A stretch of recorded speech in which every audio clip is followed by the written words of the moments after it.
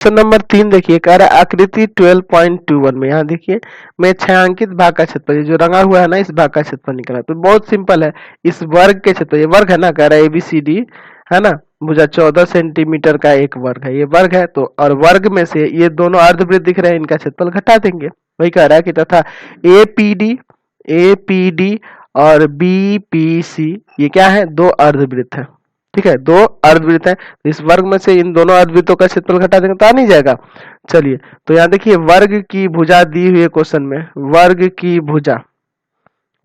भुजा दी हुई है 14 सेंटीमीटर, यानी कि यह भी 14 सेंटीमीटर होगा, है ना, और यह भी 14 सेंटीमीटर होगा, यह भी 14 सेंटीमीटर होगा, यह भी 14 सेंटीमीटर होता है, क्योंकि प्रत्येक भुजा तो बराबर होती है।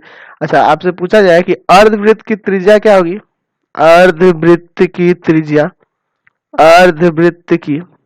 त्रिज्या यानी कि स्मॉल आर मान लेते हैं, तो क्या होगी, तो देखिए ये पूरा व्यास ना कहलाएगा, ये 14 यहाँ से यहाँ तक व्यास कहलाएगा, तो इसका आधा यानी कि हो जाएगा 14/2 सेंटीमीटर, कट जाएगा 7 सेंटीमीटर आ गया यहाँ से त्रिज्या।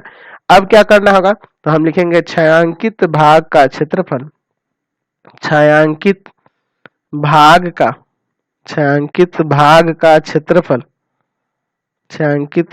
का क्षेत्रफल किस तरह से निकालेंगे, तो हो जाएगा वर्ग का क्षेत्रफल माइनस 2 गुना अर्धवृत्त का क्षेत्रफल, मतलब दो अर्धवृत्त है ना, इसलिए दोनों का घटा देंगे, पूरे क्षेत्रफल में से, इस पूरे वर्ग के क्षेत्रफल से ये दोनों अर्धवृत्त का क्षेत्रफल घटा देंगे। तो वर्ग का क्षेत्रफल क्या होता है, भुजा का स्क्वायर होता है ना।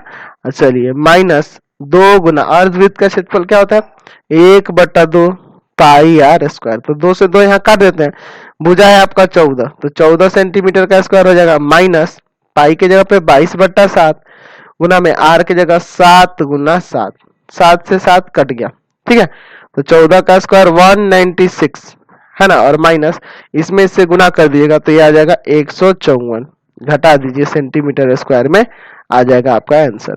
तो देखिए इसमें से इसको घटाएंगे तो कितना आ जाएगा, तो 42 आ जाएगा, 42 सेंटीमीटर स्क्वायर यहाँ से आंसर आ गया। समझ गए, तो बहुत ही सिंपल क्वेश्चन है इस एक्सरसाइज में, और एग्जाम में आने ही है, ये फिक्स है, आता है एग्जाम में। चलिए क्वेश्चन